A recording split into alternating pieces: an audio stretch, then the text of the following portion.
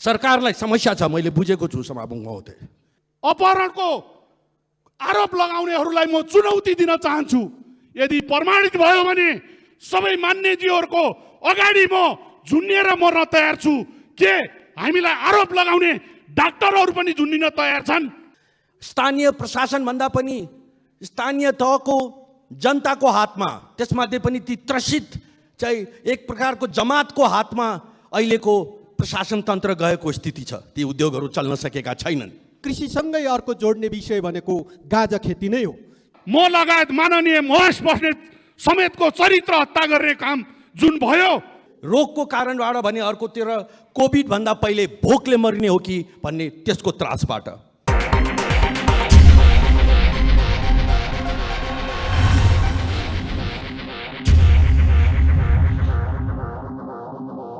सबै बिरामीहरूको स्वास्थ्य लाभको कामना गर्दछु। सभामुख महोदय, सरकारको नीति तथा कार्यक्रमबारे आफ्नो धारणा राख्दै गर्दा इतिहासमै पहिलो पटक सम्माननीय राष्ट्रपतिज्यूबाट सरकारका नीति तथा कार्यक्रम सदन समक्ष प्रस्तुत गर्ने क्रममा स्पष्ट ढङ्गले राष्ट्रिय स्वाधीनताको विषयमा उल्लेख हुनु गौरवको कुरा हो। लिम्पियाधुरा, लिपुलेक र कालापानी नेपालको भूमि भएको स्पष्ट पार्दै छुटेको भूमि सहित नेपालको नक्सा जारी गर्ने कुरा उल्लेख हुनुले आम नेपालीलाई खुसी तुल्याएको छ। ऐतिहासिक सन्धि नक्सा तथा तथ्य प्रमाणका आधारमा कूटनीतिक माध्यमबाट भारतसँगको सीमा सम्बन्धमा लामो समयदेखि बाँकी रहेको समस्या समाधान गर्ने प्रतिबद्धता जनाइनु आफैमा ऐतिहासिक छ।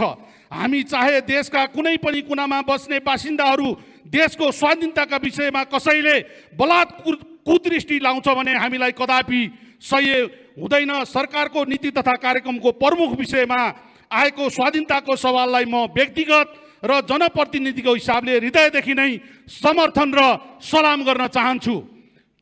सभामुख महोदय, देशको वर्तमान परिस्थितिको यथार्थ मूल्याङ्कन गरी रोजगारमूलक कार्यक्रमलाई महत्त्व दिनु, कोभिड-19लाई परास्त गर्न कुनै पनि कसर बाँकी नराख्नु र राहत वितरणमा समेत राम्रोसँग ध्यान दिने प्रतिबद्धता जनाउनु, घरेलु तथा मझौला उद्योग सञ्चालनमा जोड दिनु, कृषि क्षेत्रलाई आधुनिकीकरण गर्दै उत्पादकको वृद्धि र रोजगारको अवस्था सिर्जना गर्ने कुरामा प्राथमिकता दिनुले गरिबी घटाउने र मुलुकलाई आत्मनिर्भर बनाउन सक्ने दिशामा नीति तथा कार्यक्रमले दिशा निर्देश गरेको कुरा महसुस गरेको छु। जीवन चलाउन बचाउन सबैभन्दा महत्त्वपूर्ण पक्ष भनेको स्वास्थ्य नै हो। स्वास्थ्य संस्थाहरूको स्थापना एवं स्तरोन्नति 2626 वडाहरूमा पूर्वाधार निर्माण र सेवा उपलब्ध गराउने, स्थानीय तहमा 5 देखि 25, जिल्लामा 25 देखि 50 अञ्चललाई 200 शय्याको स्तरोन्नति आदिले स्वास्थ्य क्षेत्रमा सबै जनताको पहुँच विस्तारलाई सुनिश्चित गर्नेछ भन्ने विश्वास लिएको छु र चिनौँ आफ्नो माटो बनाऊ आफ्नो देश भन्ने अभियान लगायत यस्ता धेरै सुकुम्बासी समस्यादेखि लिएर धेरै समस्याहरूको यो नीति तथा कार्यक्रमले ल्याएको छ। अन्तमा सभामुख महोदय, केही हप्ता अगाडि यहाँ सांसद अपहरणका कुराहरू आएर म लगायत माननीय महेश बस्नेत समेतको चरित्र हत्या गर्ने काम जुन भयो र सम्पूर्ण मान्यजीहरूलाई साक्षी राखेर भन्न चाहन्छु, यदि अपहरणको आरोप लगाउनेहरूलाई म चुनौती दिन चाहन्छु। यदि प्रमाणित भयो भने सबै मान्यजीहरूको अगाडि म झुन्डिएर मर्न तयार छु। के हामीलाई आरोप लगाउने डाक्टरहरू पनि झुन्डिन तयार छन्? धन्यवाद।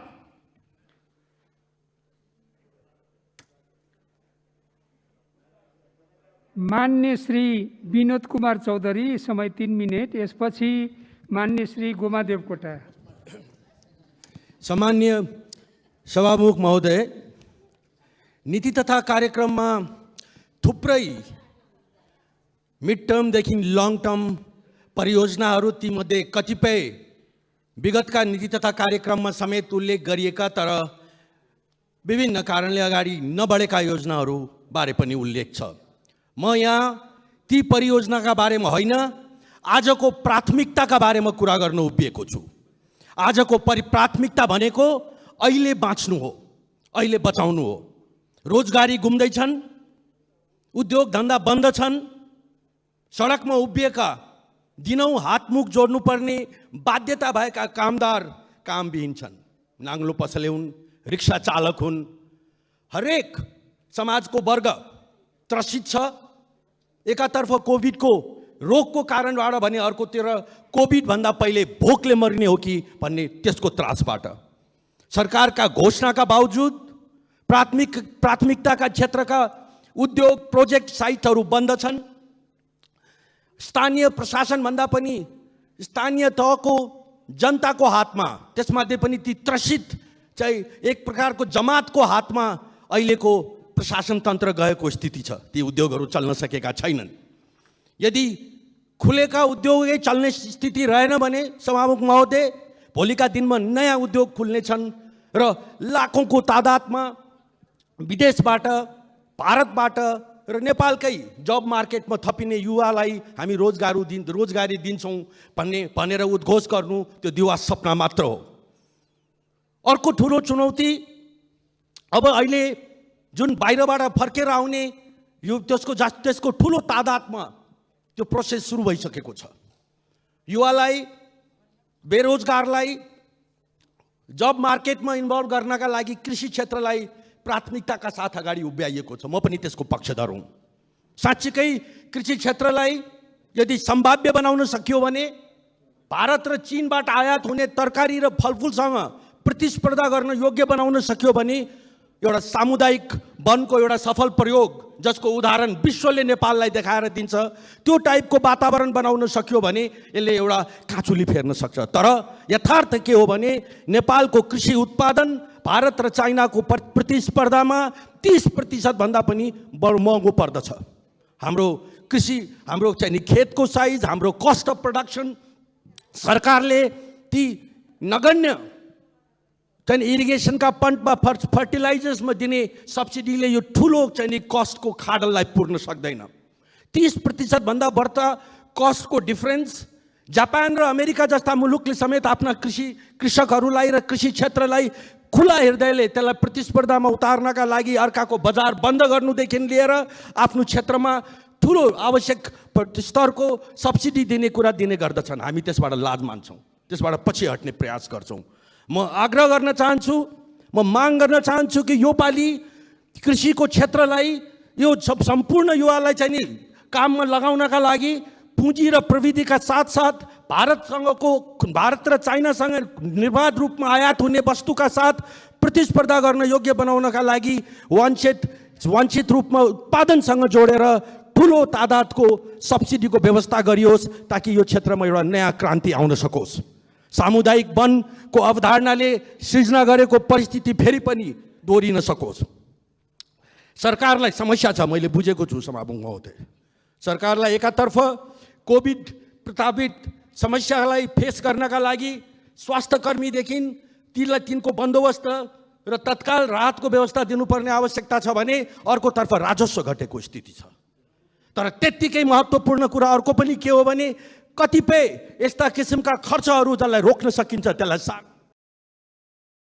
शेरबहादुर तामाङ, समय 3 मिनेट। यसपछि मान्य श्री उमाकान्त चौधरी।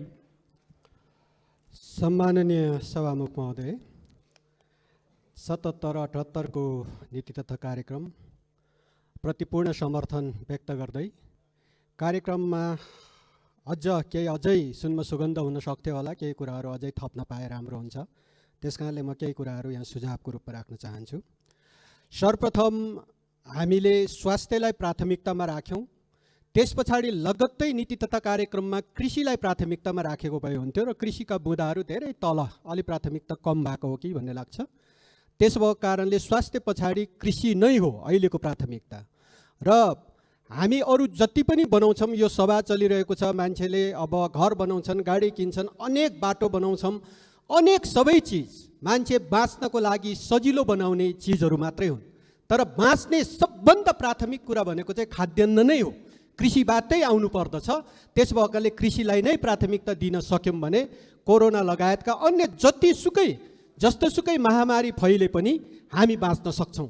त्यसो भएको कारणले हामीले अहिलेको प्राथमिकता स्वास्थ्य, बाँच्ने पहिलो कुरा, रोगबाट नमरोस्, त्यस पछाडि बाँच्नको लागि खानेकुरा नै प्राथमिकता हो र कृषिलाई नै प्राथमिकता दिएर अगाडि बढ्नुपर्ने हुन्छ। कृषिको प्राथमिकताको कुरा गर्दा अहिले हामी रोजगारीसँग पनि जोड्छौँ। गत आर्थिक वर्षमा हामीले 2 खरब 18 अरबको खाद्यान्न किनेर खाएका छौँ, विदेशबाट ल्याएर खाएका छौँ। पैसा हामीसँग रहेछ, त्यसले त्यत्रो रकम हामीले विदेशमा पठाइसकेछौँ, खाद्यान्नको लागि पठाएका छौँ। अहिले पनि विदेशी खाद्यान्न हामी किनेर खाइरहेका छौँ।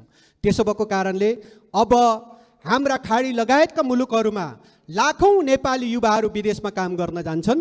उहाँहरू स्वदेशमा आएर अब रोजगारीको कुरा गर्ने हो भने गत आर्थिक वर्षमा हामीले नीति तथा कार्यक्रममै भनेका थियौँ अब चालु आर्थिक वर्षमा 5 लाख रोजगारी सिर्जना गर्ने भन्ने वाक्य छ, तर कति रोजगारी सिर्जना भयो कहीँ उल्लेख छैन, कहीँ हामीले त्यसको तथ्याङ्क दिन सकेका छैनौँ। बोलेर मात्र हुँदैन, रोजगारी सिर्जना गर्नै पर्दछ। त्यसैले विदेशमा काम गरेर फर्किनेहरू अब स्वदेशमा आउनेछन् र उनीहरूको लागि रोजगारी सिर्जना गर्ने हो भने कृषि नै पहिलो प्राथमिकता हो।